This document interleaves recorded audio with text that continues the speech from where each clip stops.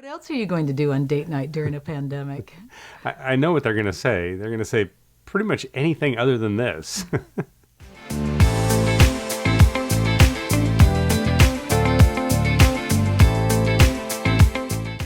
You can see the whole dance we did at the end of this, but first we wanted to say a few words about why we did this crazy thing.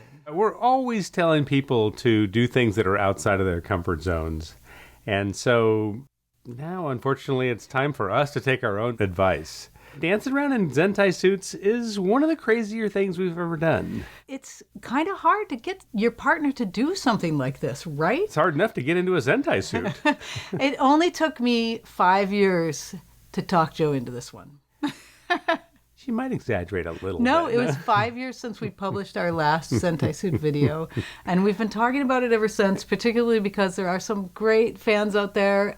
Thank you for waiting so long. We've had many ongoing conversations, and I've always expressed my resistance, and Molly just smiles and just lets it go until the next time when she brings it up. Oh, yeah, you know those Zentai suits that we ordered? We ought to put them on one of these days and dance around and see how that goes. And I would, resist. No, today's not a good day. Or, tomorrow's probably not even any better. But that's one of the secrets of how to get your partner to do something outside of their comfort zone is to not pressure them into it. Don't guilt trip them into it.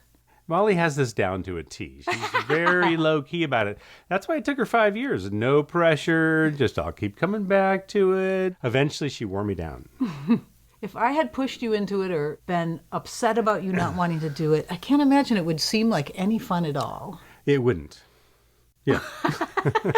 There was no pressure.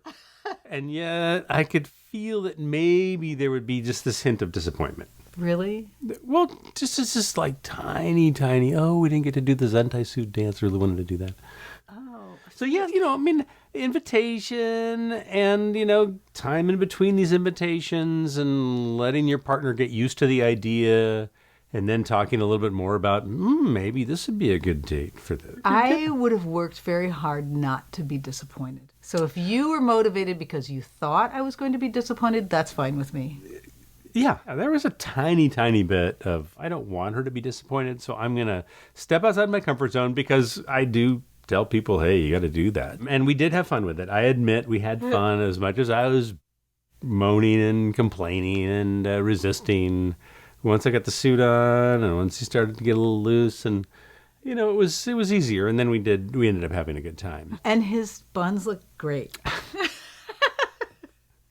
We're not here to talk about my buns. I am. But I was actually surprised when, after we were all done, that Joe said, well, next time, maybe you could... What? Next time? I wasn't even thinking about next time.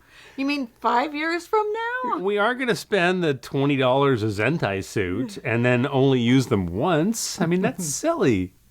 Besides, hers is really cool. She's got a great pattern. And his buns look good.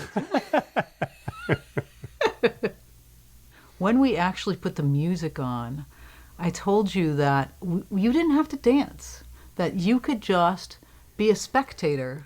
Reverse psychology. Total reverse psychology. You don't have to dance. I'll just dance. You stand there by the wall and look like a wallflower. Mm-hmm. Yeah. Well, you're comfortable watching me dance. She's really clever. It had nothing to do with the sexual favors afterwards that she promised me. I forgot about that. That's a good tip. That is a really good tip. If your partner's just on the edge, that'll push him over.